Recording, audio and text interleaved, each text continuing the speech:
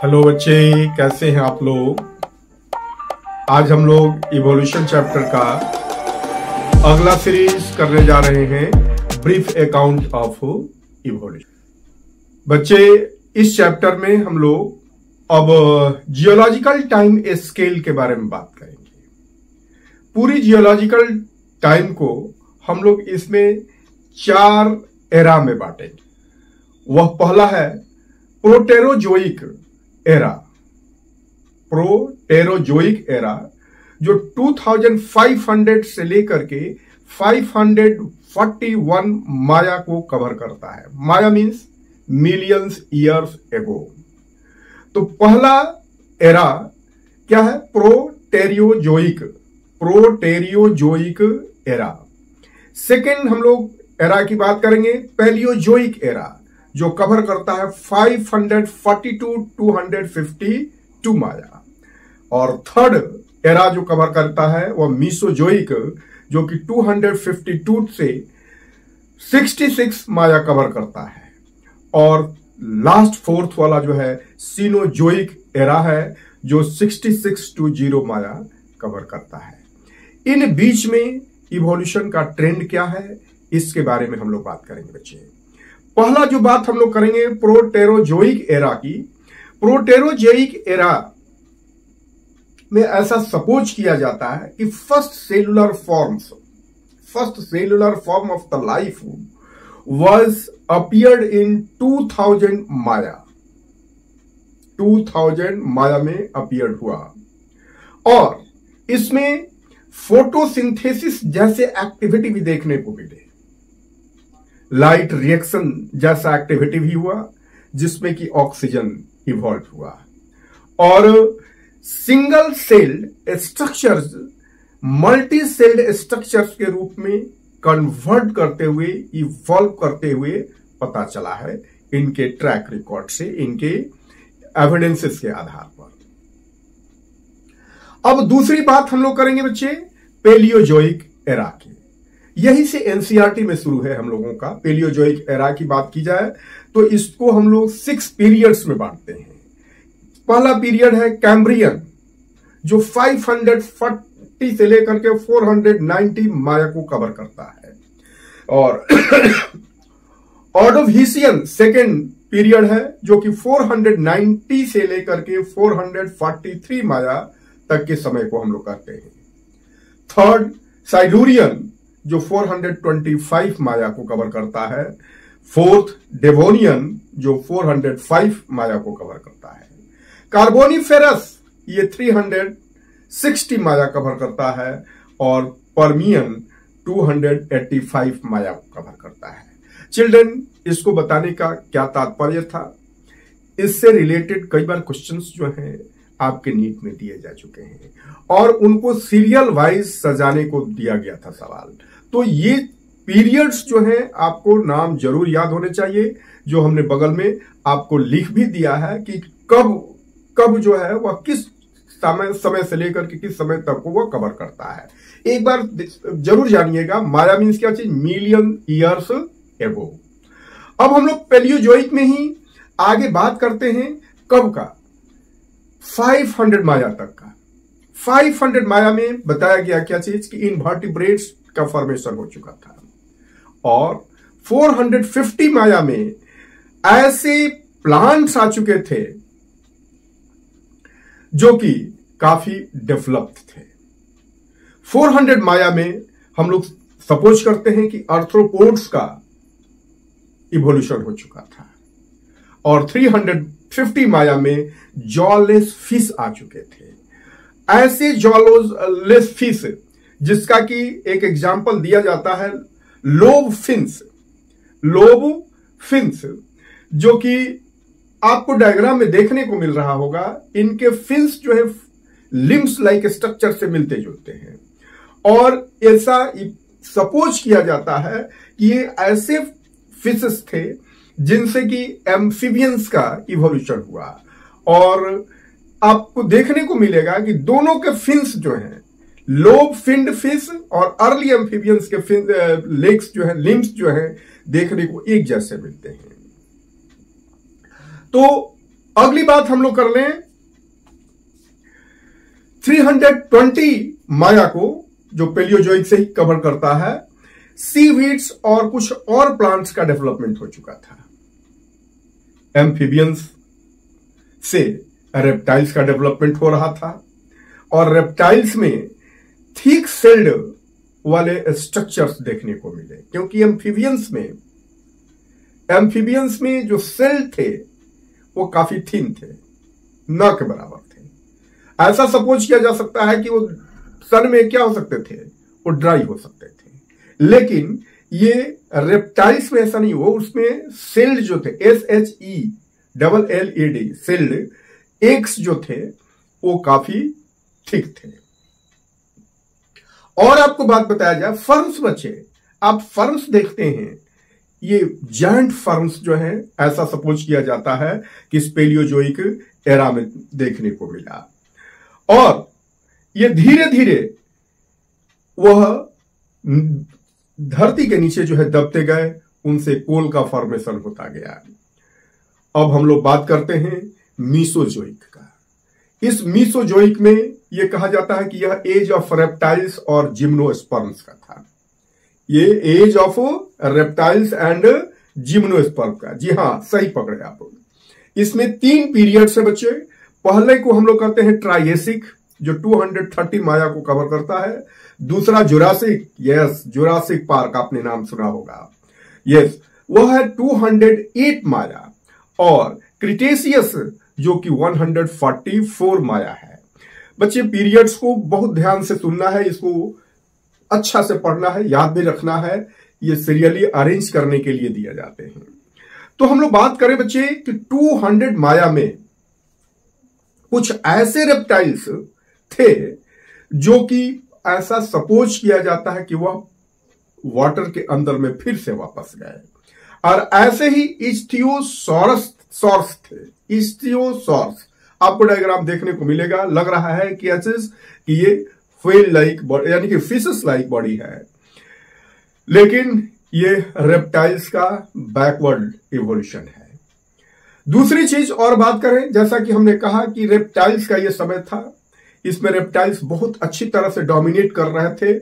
इसमें land reptiles जैसे कि डायनासोर्स जो है काफी डोमिनेंट थे।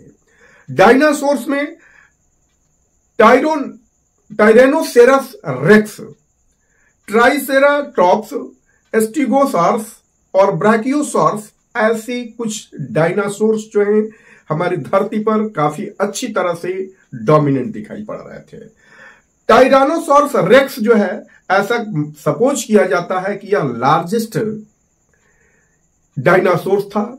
इसकी बॉडी काफी हैवी थी। ये 20 फीट इन हाइट थी, 20 फीट इन हाइट थी। और इसके दांत एकदम डैगर लाइक थे, आपको डायग्राम में देखने को मिल रहा होगा। और इसके बाद बच्चे, इन रेप्टाइल्स के बाद बर्ड्स का इवोल्यूशन हुआ। और वो बर्ड्स, ऐसा फॉसिल रिकॉर्ड्स में आर्कियोप्टेरिस नाम का एक फॉसिल मिला है, जो कि connecting link between birds and reptiles कहा जाता है। रेप्टाइल्स में बच्चे टेल होता है और बर्ड्स में बिक होता है। और आर्कियोप्टेरिस में बिक और ये टेल दोनों देखने को मिले, और बिक में दांतें भी देखने को मिले। जो टिथ जो है वो बर्ड्स में नहीं दिखाई पड़ते हैं। तो ऐसा सपोज किया जाता है कि मीसोजोइक एरा में रेप्टाइल से बर्ड्स का इवोल्यूशन हुआ है। अब हम लोग बात कर लेते हैं दूसरे एरा का, सीनोजोइक एरा का। और यह एरा कहा जाता है मैमल्स और एंजियोस्पर्म्स का। इसमें 2 पीरियड्स को हम लोग स्टडी करते हैं। एक टर्शियरी जो 66 माया कवर करता है, और दूसरा जो है क्वाटरनरी जो 2 माया को कवर करता है। और ये 2 माया जो है एज ऑफ मैन कहा जाता है। यह बच्चे 65 माया में डायनासोर ऑल ऑफ सडन जो है एक्सटिंक्ट हो गए। क्या कारण हो सकता है, स्टडी करने की बात है। हो सकता है वो एडेप्ट नहीं किए होंगे, काफी भारी भरकम उनका शरीर हुआ करता था, काफी ज्यादा जो है फूड भी था उनका, तो वह कोप अप नहीं कर पा रहे होंगे। हो सकता है यही कारण होगा उनके एक्सटिंक्ट होने का। लेकिन उसके बाद जो बर्ड्स का इवोल्यूशन हुआ, बर्ड्स के बाद ये कहा जाए कि मैमल्स आए, और मैमल्स में पहला मैमल ऐसे देखने को मिला जिससे कि ह्यूमन बींग्स का इवोल्यूशन हुआ, वह श्रीव जैसे थे। आपको डायग्राम में देखने को बगल में मिल रहा होगा श्रीव कैसे थे, श्रीव, लेकिन यह आर्बोरियल इनहैबिट थे। यहां से प्राइमेट्स की शुरुआत हो रही है। अगर हम लोग बात करें कि साउथ अमेरिका और नॉर्थ अमेरिका की, तो ये दोनों एक दूसरे से क्या हो रहे थे, अलग हो रहे थे। साउथ अमेरिका में 66 माया के आसपास में बहुत सारे ये हिपोपोटामस, हॉर्स और बियर्स और रैबिट्स जैसे मैमल्स देखने को मिले। जब कॉन्टिनेंटल ड्रिफ्ट का निर्माण हो रहा था, अर्थात साउथ अमेरिका और नॉर्थ अमेरिका एक दूसरे से नैरो पास से ज्वाइन हुए, तो ऐसी स्थिति में नॉर्थ अमेरिका में बहुत सारे प्लांट्स का भी इवोल्यूशन हुआ। यानी कि जो हम लोगों ने कहा क्या चीज कि एंजियोस्पर्म्स का इवोल्यूशन हुआ। इसी कॉन्टिनेंटल ड्रिफ्ट के चलते ऑस्ट्रेलियन मार्सुपियल्स का इवोल्यूशन हुआ, जो कि अनेक तरह के आपस में कंपटीशन होने के चलते कुछ एक्सटिंक्ट हो गए, और सर्वाइवल ऑफ द फिटेस्ट वो भी हम लोगों ने पढ़ा है पहले पिछले टॉपिक्स में।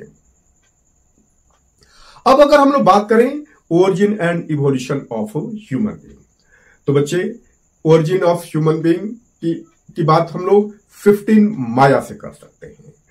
ये जिनसे श्रीव लाइक जो बात हम लोग कर रहे थे, इनकी बॉडी कैसी थी, हेयरी थी, और पहले ह्यूमन बीइंग से मिलता जुलता जो बॉडी देखने को मिला वह था रामापैथिकस। रामापैथिकस, जी हां, ये ह्यूमन बीइंग्स लाइक बॉडी इनमें देखने को मिला, लेकिन इनका स्ट्रक्चर, इनका बॉडी का इवोल्यूशन किससे हुआ था, ड्रायोपैथिकस से हुआ था, जो कि ऐप लाइक थे। और ऐसा देखा जाता है कि 3 to 4 माया ईस्टर्न अफ्रीका में ह्यूमन लाइक बॉडीज ज्यादा देखने को मिला, जो कि 4 फीट तक की हाइट थे, और वह सीधा खड़ा होकर के चलने के योग्य भी थे। ऐसा बिलीव किया जाता है कि ह्यूमन लाइक जो भी बॉडी वहां पर मिले, उनके बोन्स जो थे मॉडर्न मैन से मिलता जुलता था।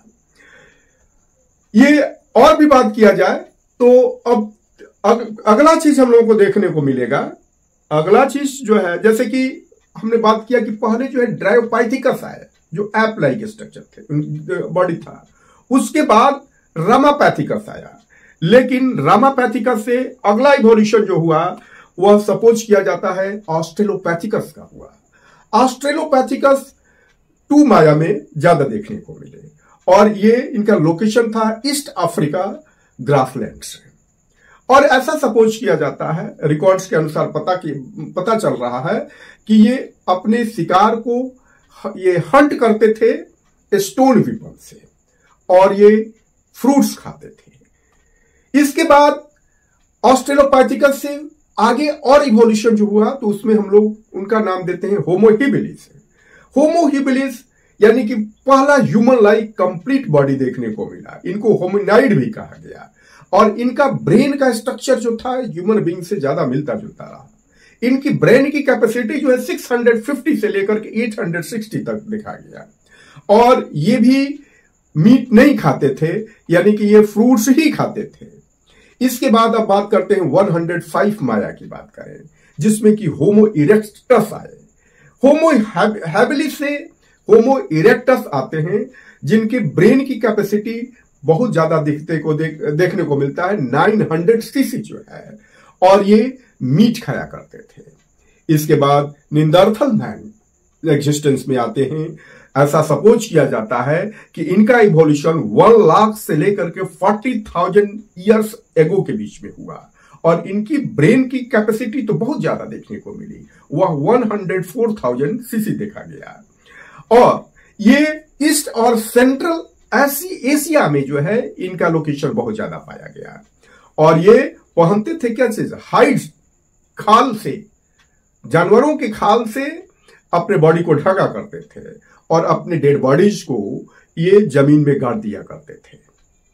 अब इसके बाद लास्टली आते हैं होमो सैपियंस, जिनको आप मॉडर्न मैन कहते हैं, और इनका इवोल्यूशन 75,000 से लेकर के 10,000 ईयर्स एगो के बीच में सपोज किया जाता है, और यह एज आइस एज कहा जाता है।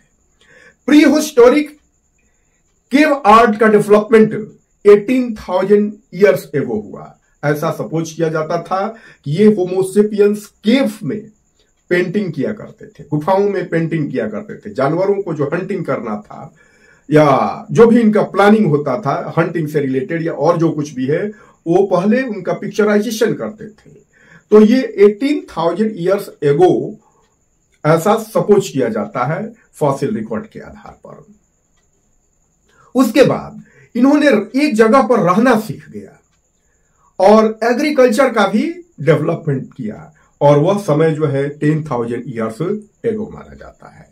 और इस तरह से पूरी ह्यूमन बीइंग की इवोल्यूशन कहां से कैसे तक हुई, एक बार दोहरा करके हम लोग देखें तो सबसे पहले ड्रायोपैथिकस आए, उनसे इवॉल्व हुए रामापैथिकस, रामापैथिकस से ऑस्ट्रेलोपैथिकस, इनके बाद होमो हैबिलिस, और होमो हैबिलिस से होमो इरेक्टस आए, और उसके बाद फिर होमो निंदरथल आए, उसके बाद होमो सेपियंस आए। इस तरह से आपको देखने को मिलेगा कि ये पूरी कहा जाए कि 7 सीक्वेंसेस में, और भी ज्यादा हो सकते हैं, 7 मेजर जो सीक्वेंसेस हैं उनमें होमो सेपियंस का डेवलपमेंट हुआ। अब हम लोग आगे बात कर लें कि भाई अगर इनको प्रूफ कैसे किया जाए, कुछ प्रूफ किया जाए, देखा जाए, तो हम लोग अगर एडल्ट चिंपांजी, बेबी चिंपांजीज और मॉडर्न मैन या एडल्ट मॉडर्न ह्यूमन बीइंग की बात करें, इनकी अगर स्कल का आपको डायग्राम दिखाया गया होगा साइड में, इसमें अगर कंपेयर करके देखिए, एनसीईआरटी में भी ये डायग्राम दिया हुआ है, तो आपको मिलेगा कि मॉडर्न मैन का स्कल बेबी चिंपांजीज से मिलता है और बेबी चिंपांजीज एडल्ट चिंपांजीज से तो मिलेगा ही। यानी ग्रेजुअल जो चेंजिंग है आपको इनके स्कल्स में देखने को मिलता है। तो बच्चे, ये चैप्टर आज हम लोग समाप्त कर दिए। हमें आशा है इस चैप्टर में आप लोगों ने बहुत कुछ सीखा होगा, और हम उम्मीद करते हैं कि अगर एक बार में नहीं तो बार बार आप इस वीडियो को देखें और सारी टर्मिनोलॉजी, सारी सीक्वेंसेस जो आज हम लोगों ने बात किया उनको आप जरूर याद रखेंगे। ये आपके नीट के लिए, आपके सीयूईटी के लिए और सीबीएसई बोर्ड एग्जाम